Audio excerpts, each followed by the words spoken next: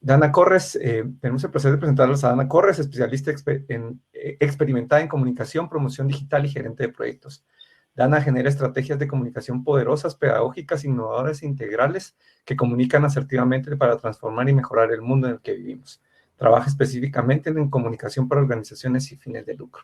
Gracias, Dana. Bienvenida al espacio estudio. Muy amable.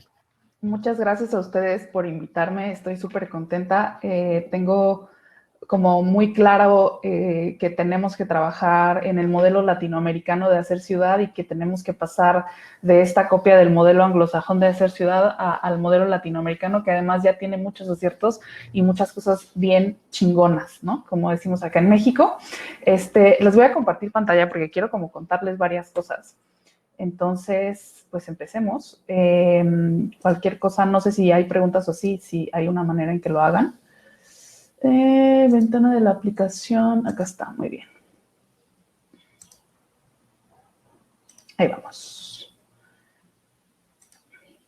Entonces, pues bueno, muchas gracias por invitarme. Para mí además es un honor, pues de alguna forma compartir el espacio, primero con Yangel y luego con Enrique Peñalosa, que me parece que han trabajado muchísimo en estos temas. Entonces, antes de empezar, quisiera preguntarles en qué consiste ser ciudad, ¿no? Como que últimamente hablamos mucho de la ciudad a escala humana y de una serie de conceptos que a veces terminan entrevaciándose y repitiéndose hasta el cansancio sin que lleguemos como a entender perfectamente de qué van o por qué son importantes o por qué es importante que hablemos de esto. Esta es una foto que tomé yo aquí en la colonia Roma, en la Ciudad de México, caminando.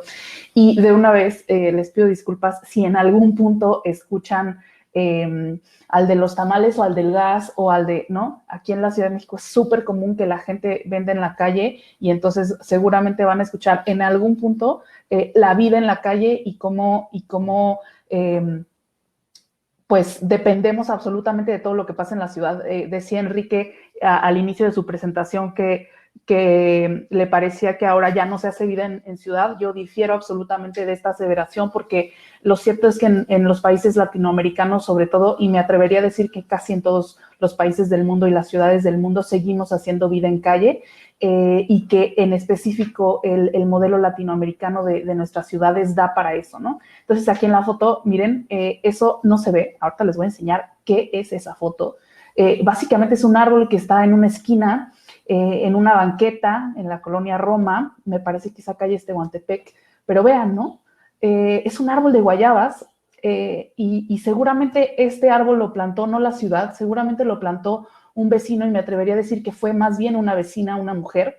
Y esto es hacer ciudad también, ¿no? Cuando trabajamos, o más bien nos interesa contribuir con lo público, no precisamente desde el gobierno, sino desde nuestra misma ciudadanía y desde nuestra misma vida en la ciudad. Entonces, esta fue una persona que dijo, voy a plantar un árbol de guayabas, sin importarle que seguramente en el momento en el que está madura esa fruta, alguien se lleva una guayaba, ¿no? Y entonces no eres la única persona que disfruta de ese árbol y de los frutos que provee, ¿no?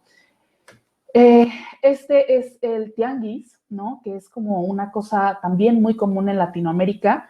Los conocemos más bien como mercados, pero aquí en México los conocemos como tianguis. Y me parece que además es una forma impresionante, increíble de hacer ciudad, porque es de esas pocas veces en que cerramos por completo una calle, por completo, o sea, no a medias, nos cerramos por completo una calle y nadie dice nada y forma parte, por lo menos en México, ya de los usos y costumbres. Cerramos las calles para poner el mercado una vez a la semana. Y como este mercado hay en todas las ciudades del país y también en las zonas rurales, el tianguis es parte de nuestra vida pública, ¿no? Vean, esto es una calle seguramente de lunes a viernes y hay un día a la semana que se cierra o que se convierte en una calle inclusive de bajo tránsito, en una calle peatonal, etcétera. No necesitamos o no necesariamente tenemos estos diseños de ciudad carísimos, ¿no? De la peatonalización en el centro histórico, ¿no? También tenemos estas formas de hacer ciudad que son cotidianas en las ciudades mexicanas y latinoamericanas, ¿no? El tianguis otra vez. Y les digo, acá por lo menos tenemos el tianguis itinerante que se pone una vez a la semana y entonces esta calle entre semana es una calle donde hay coches y peatones y ciclistas, y una vez a la semana se cierra por completo sin que nadie proteste porque ya se sabe que viene el mercado y suceden estas cosas, ¿no? Y puedes comer y compras y, cosas para la casa y compras verduras y compras frutas, etcétera. Esto es hacer ciudad. Entonces ahora hablemos de caminar. Lo cierto es que llevamos 4 años caminando este planeta, ¿no? Caminar fue la primera forma de movilidad y la primera forma de migrar el planeta. Y además desencadenó todo nuestro proceso evolutivo. Gracias a caminar erguidos, por ejemplo, tuvimos las manos libres para cocinar, para el fuego, etcétera. O sea, hubo una serie de cosas que gracias a caminar sucedieron. Y después vinieron todos estos procesos migratorios, ¿no? Esto es evidentemente una licencia creativa, ¿no? Para pasar de Lucy, este Australopithecus, el primer homínido que caminó erguido, pues nos tardamos casi 4 millones de años, ¿no? Evidentemente, les digo, fue un proceso evolutivo que además desencadenó toda una serie de cosas, como por ejemplo transformó nuestra alimentación, se dice también que transformó la división sexual del trabajo en el sentido de que dado que las mujeres empezamos más bien siempre llevamos como el proceso reproductivo, al empezar a caminar erguidas, el desarrollo de los fetos fue como distinto y entonces vienen las labores del cuidado, etcétera, ¿no? Es interesantísimo cómo llevamos de verdad millones de años caminando el planeta y cómo gracias a caminar logramos poblar pues el globo, ¿no? Hace aproximadamente 4,000 años domesticamos al caballo y esto transformó radicalmente cómo empezamos a ocupar el espacio, ¿no? Junto con la rueda y junto con la carreta ya no dejamos de caminar y empezamos a caminar y mezclarlo con otras formas de transporte y ya no nos movíamos nomás a 5 o 7 kilómetros por hora, que es la media en la velocidad a la que caminamos, sino que también empezamos a tener vehículos que nos permitieron alcanzar muchas mayores velocidades. Después vino el barco y vinieron los grandes viajes de exploración y de dominio. Los fenicios realizaron toda una serie de experimentos por cientos de años. Esta imagen es pues, de Alejandro Magno, que es como el que se reconoce como el gran explorador, ¿no? Y conquistador. Y bueno, llegamos a la ciudad actual. Esto fue un brevísimo paso por cómo caminamos y poblamos el planeta, ¿no? Desde Persia caminamos el estrecho de Bering, llegamos a América, se dice que hace 14,000, 15,000 años empezamos a poblar este continente. Esta foto también es de la Ciudad de México, si no me equivoco es la Colonia Doctores, es una foto mía, y vean cómo estamos, o sea, me parece maravilloso que hagamos estas cosas y los servicios que nos proveen los árboles, ¿no? Para caminar y cómo un árbol alcanza la altura de un edificio, pero además nos provee de una serie de servicios como sombra, nos protege de la lluvia, nos protege del sol, nos protege del polvo, del viento y de una serie de cosas, ¿no? Y cómo a veces deseamos quitar árboles para poner estacionamiento en una forma absolutamente neurótica de ver la ciudad, ¿no? Entonces, yo me pregunto si en realidad la pandemia nos hizo replantear nuestra relación con lo urbano. Mi teoría es que los problemas que teníamos antes de la pandemia siguen siendo los mismos que tenemos después de la pandemia, pero sí hay ciertas cosas que quizás se van a complejizar o que quizá van a cambiar, ¿no? Acá vemos cómo, y bueno, lo hemos visto además en una serie de publicaciones en estos meses, de cómo, por ejemplo, la pandemia, la gripe española, transformó, por ejemplo, cómo estábamos diseñando los espacios y cómo la ventilación, etcétera, ¿no? Al día de hoy estamos viendo, por ejemplo, cómo está transformando nuestra relación con nuestros hogares, en el sentido de que mucha gente hoy tiene que quedarse en casa, la movilidad se redujo, la movilidad para el trabajo o para la escuela, y estamos ocupando la casa como un espacio para comer, para el ocio, para disfrute, pero también para trabajar, para ir a la escuela, ¿no? Y esto sí está complejizando nuestra relación con el espacio privado y es una pregunta interesante. ¿Cómo van a cambiar nuestras relaciones sociales? ¿Cómo va a cambiar el diseño urbano? ¿Va a cambiar la cultura? ¿Va a cambiar? ¿No? Entonces, ya para pasar un poco a hablar de la ciudad y de las mujeres, porque me interesa mucho hablar de este tema y básicamente es como a lo que me dedico, ¿no? A hablar de cómo las mujeres ocupamos y vivimos la ciudad. Me gustaría que platicáramos súper brevemente de cómo estamos construyendo la ciudad moderna, ¿no? Este señor es un señor apodado Le Corbusier, muy famoso, un arquitecto y urbanista, y básicamente él apela a la ciudad funcional, ¿no? A una ciudad que cumpla funciones, la función de habitar, de recrearnos, de circular y de trabajar. Y entonces, pues bueno, básicamente concentrar estos usos en diferentes espacios de la ciudad, ¿no? Los parques en un espacio, la vivienda en otro espacio, las calles y las vías urbanas para movernos exclusivamente en un espacio, ¿no? Muy definido, y los espacios para trabajar, ¿no? Y esto ha llevado a que diseñemos básicamente la ciudad así, ¿no? Es un modelo muy gringo de hacer ciudad, ya lo decía el señor Peñalosa. Pues sí, y aquí en la parte superior vemos, ¿no? Este modelo de hacer ciudad y la casa gringa, pero por lo menos aquí en México la traducción de este modelo de ciudad es básicamente una ciudad, unas casitas pequeñititas que casi parecen, o sea, endebles, de 90, 60 metros cuadrados para familias de 3, 4, 5 personas, a las afueras de la ciudad, creando ciudades dormitorio y ciudades satélite, etcétera.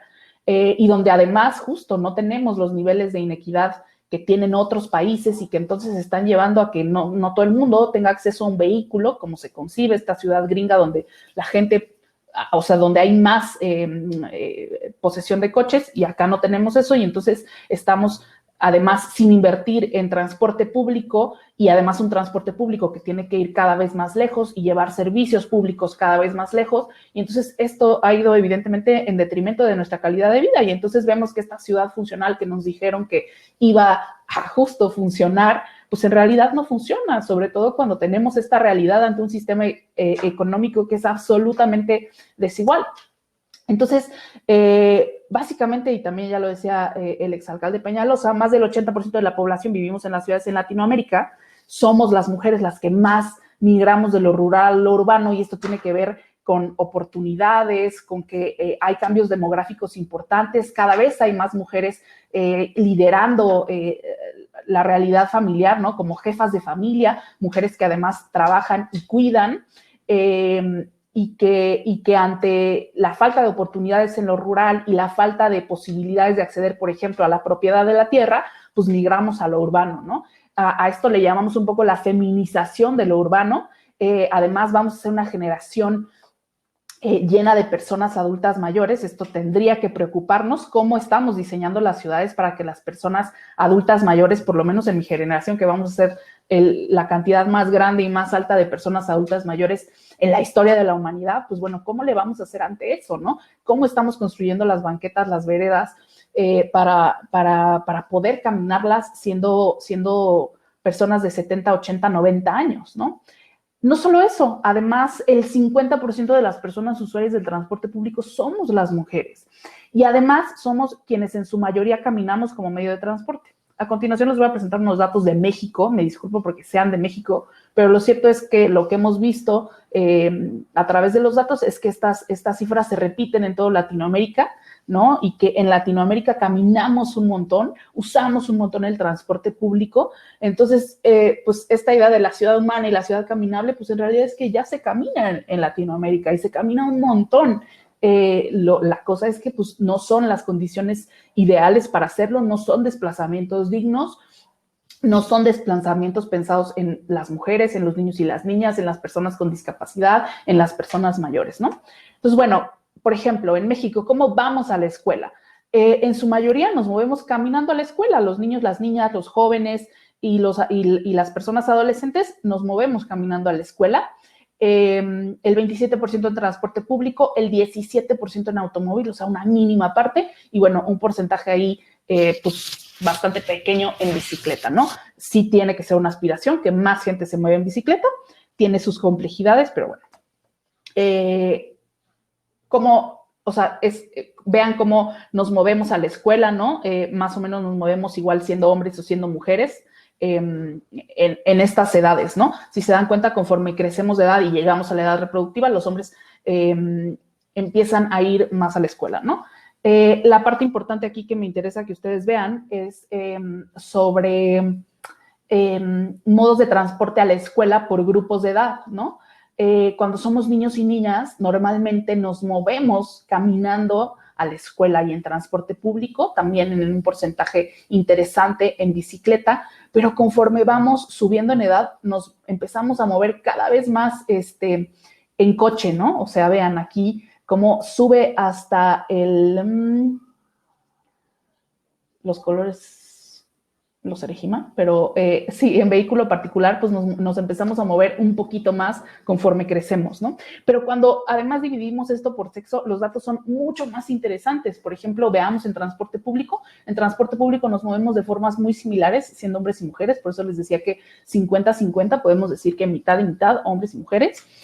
Pero vean qué pasa cuando hablamos de los coches. Cuando hablamos del coche y subimos, crecemos en edad, los hombres empiezan a moverse cada vez más en coche, en tanto las mujeres empezamos a movernos cada vez menos en coche, ¿no? Y pasa lo mismo con la bicicleta. Dos formas de transporte que básicamente son individualizadas.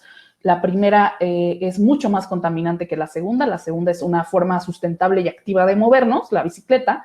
Pero vean cómo los hombres se mueven siempre mucho más en bicicleta que las mujeres, sobre todo cuando entramos a la edad reproductiva y las actividades de cuidado empiezan a ser más importantes en la vida de las mujeres, ¿no? Y más impuestas, digamos, ¿no? Porque no es que nosotros lo escojamos, es que pues, por los roles de género se nos imponen, ¿no? Y caminando, vean cómo, conforme crecemos en edad, más bien cuando somos niños y niñas, nos movemos caminando de formas muy similares, ¿no? De los 0 a los 5 años, de los 6 a los 11 años, nos movemos 50-50 caminando, pero conforme llegamos a la edad reproductiva, las mujeres nos empezamos a mover cada vez más caminando. Y esto no es casual, les voy a explicar por qué. A estas formas de movernos de las mujeres que tienen y que están relacionadas con la movilidad, o sea, con el trabajo de cuidado y el trabajo del hogar, le conocemos como movilidad del cuidado, y se contrapone a la movilidad cotidiana, que la movilidad cotidiana es básicamente la forma de movilidad que solemos contar y medir desde hace décadas, ¿no? Y evidentemente, dado que es lo único que medimos, pues es a lo que más le damos importancia. ¿Y por qué a la movilidad cotidiana le damos más importancia? Pues bueno, porque básicamente es la movilidad que está relacionada con las actividades productivas, es decir, con las actividades de los hombres, ¿no? De los varones.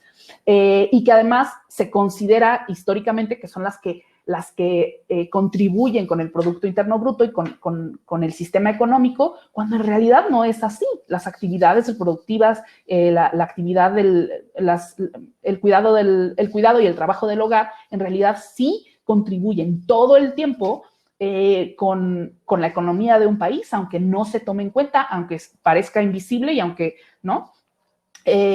Bueno, evidentemente, quienes más realizamos las actividades de cuidado históricamente desde hace miles de años, pues somos las mujeres, ¿no? Hacemos la comida, cuidamos niños y niñas, y se asocia a que normalmente las mujeres debemos permanecer en el espacio privado, ¿no?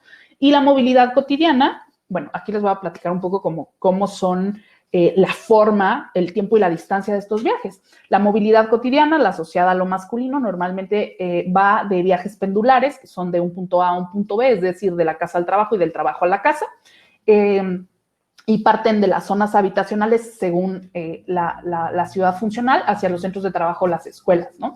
En tanto, la movilidad del cuidado en realidad es esta movilidad que está hecha encadenada, así se le conoce, es decir, es multipropósito y multidestino, ¿no? Vamos a la escuela, dejamos a los niños, después vamos a comprar cosas, después vamos a comprar comida, regresamos a la casa, cocinamos, regresamos por los niños y las niñas a la escuela, en la tarde regresamos a la casa, después a lo mejor vamos al parque o, ¿no?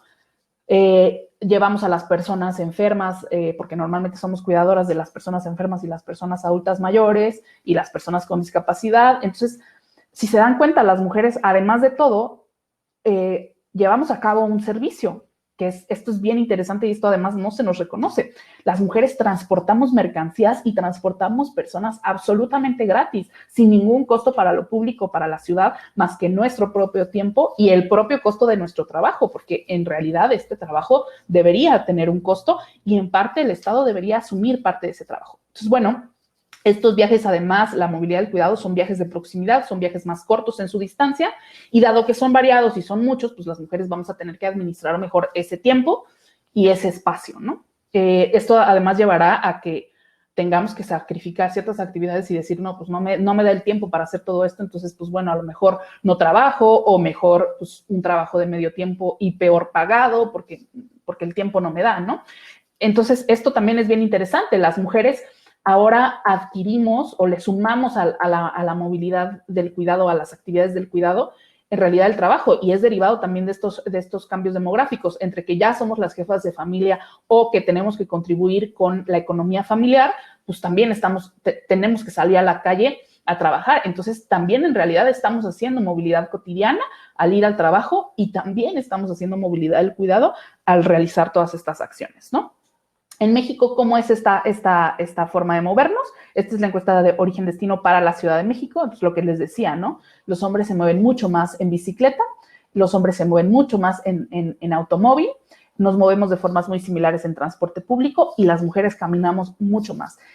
Por excelencia, las mujeres somos las que caminamos porque además, como les decía, pues dado que además, y esto es una cosa que no he mencionado, dado que además pues tenemos menos poder adquisitivo, no podemos comprar coche, pero pues ya cuando sabes o entiendes que nuestros viajes son variados y multipropósito, pues igual y no te alcanza para pagar 5 pasajes del autobús, ¿no? Y entonces tienes que decidir y decir, bueno, pues mejor los voy a hacer caminando, ¿no?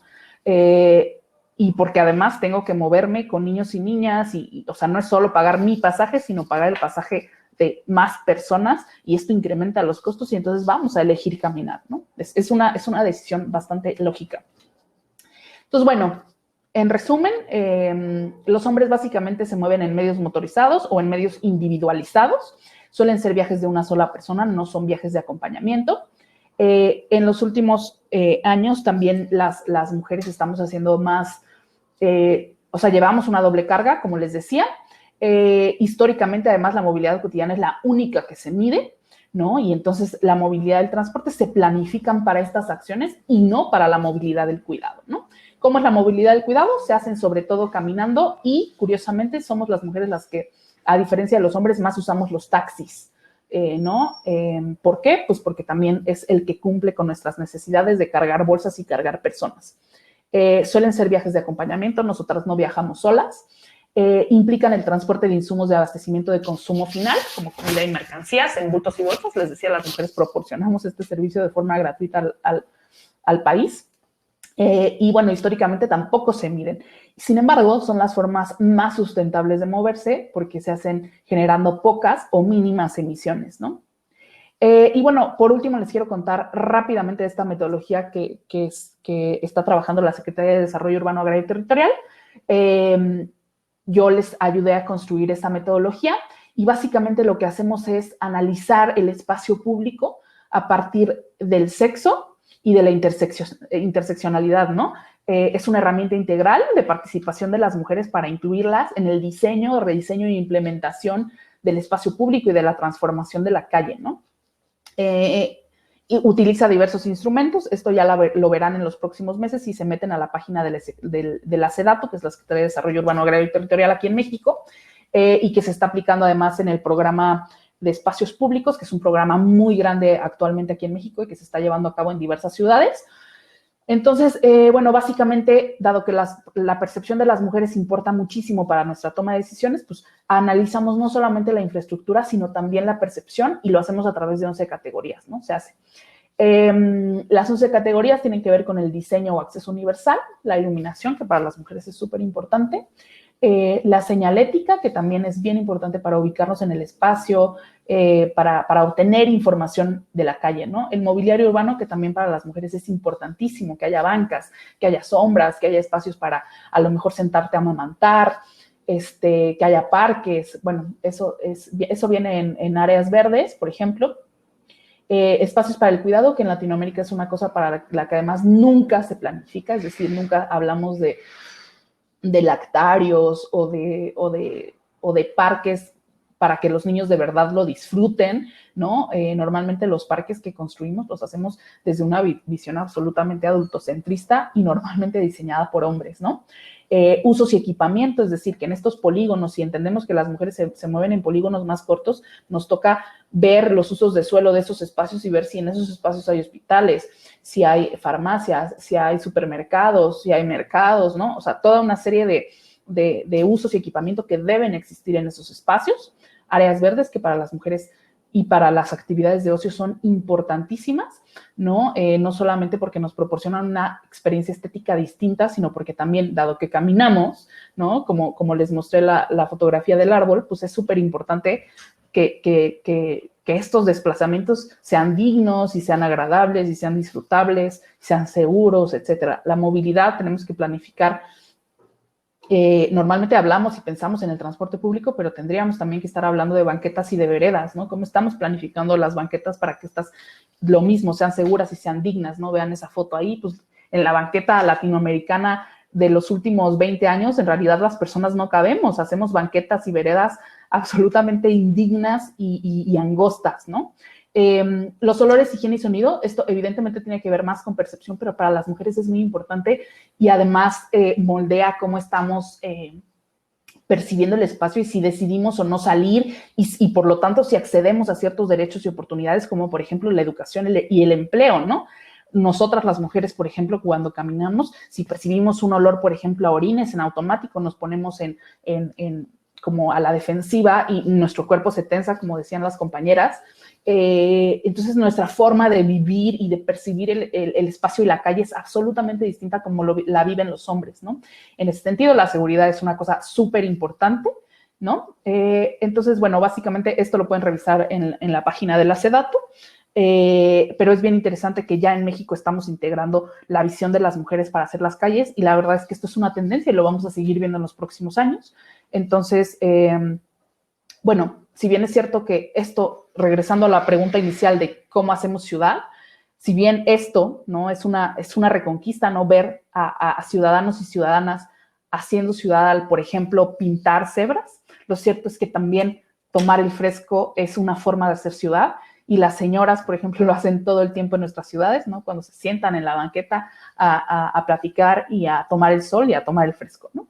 Entonces, hay muchos temas que tenemos que seguir hablando, pero me interesa sobre todo que hablemos de cómo estamos haciendo ciudad desde una visión de las mujeres, dado que tenemos miles de años diseñando las ciudades bajo una visión de los hombres.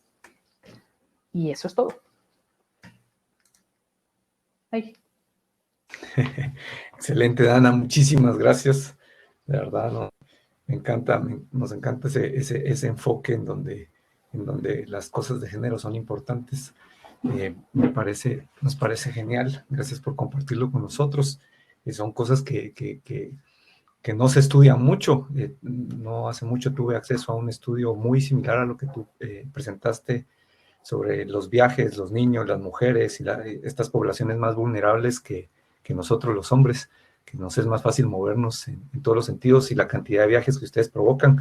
En Costa Rica es muy similar los números a lo que tú ponías, de hecho es un poquito más, o sea, digamos, México todavía está un poquito más 50-50, en Costa Rica la cantidad de viajes que hacen las mujeres es enorme, Guatemala es muy similar, pero no cabe duda que somos Latinoamérica y gracias por compartir esa información y tus experiencias con nosotros. Entonces, con esto cierro. Gracias por esta conferencia sobre el empoderamiento femenino y la construcción de la ciudad, Dana. Bienvenida a quedarte con nosotros los próximos días en las siguientes conferencias que terminan hasta el día sábado. Tenemos conferencias mañana por la tarde y el sábado por la mañana. Entonces, solo para concluir, me gustaría pues, hacer un poquito de resumen. Hoy lo que vimos... creo que es importante para todos entender la experiencia de las ciudades europeas y cómo pasaron por problemas muy similares a los nuestros, en donde el vehículo llegó a reinar en sus calles y lograron devolvérsela al peatón, mientras que Enrique Peñalosa creo yo que nos compartió esa perspectiva de un liderazgo político con un gran sustento técnico, un gran conocimiento técnico para las soluciones y cómo estas pueden incidir en reducir la desigualdad. O sea, debemos ser conscientes que Latinoamérica tiene índices de desigualdad. El índice de Gini es muy alto. Nosotros, Guatemala, es uno de los más altos del mundo. Y cómo tomar estas decisiones políticas respecto a beneficiar al peatón lleva a reducir esas desigualdades. Luego la experiencia más personal que compartieron con nosotros Nicole y Karen, personal digo, desde tocar con gente que camina todos los días o que tiene esa experiencia y entender cómo es su viaje para mejorar la experiencia, más allá de solo mejorar las infraestructuras que debemos de mejorarlas, cómo hacer una experiencia de ese viaje, no solo poniendo bonitas aceras, sino mejorando el hecho de pasar por ellas y de hacer con esto un lugar. Luego, Adana, gracias por habernos hecho conscientes de esas diferencias latinoamericanas con las latitudes más sajonas, anglosajonas, y la diferencia de género, cómo impacta en los viajes y en las poblaciones vulnerables. O sea, tenemos que ser conscientes de que al diseñar o mejorar la experiencia para estas poblaciones vulnerables, la vamos a mejorar para todos. Entonces, son grandes lecciones que podemos aplicar en nuestra labor cotidiana y en nuestro quehacer todos los días como planificadores. Así que muchas gracias a todos, gracias por haber estado con nosotros hoy. Les esperamos mañana en las conferencias del día viernes y del día sábado. Por favor, síganos en redes. Les recuerdo también que en este evento hay espacios al ingreso del evento. Todos nuestros aliados pueden conocer ahí a qué se dedican, qué hacen, cómo contactarse con ellos. También hay un booth de Creamos Guate para que conozcan un poquito más de nuestra asociación. Los invito a pasar por esos espacios en el momento en que quieran. Eso está ahí todo el tiempo, cuando quieran ingresar al evento en cualquier momento. Así que muchas gracias a todos por permanecer aquí esta mañana y compartirla con nosotros. Hasta pronto y que el resto de su día sea próspero y esté lleno de tranquilidad. Chao.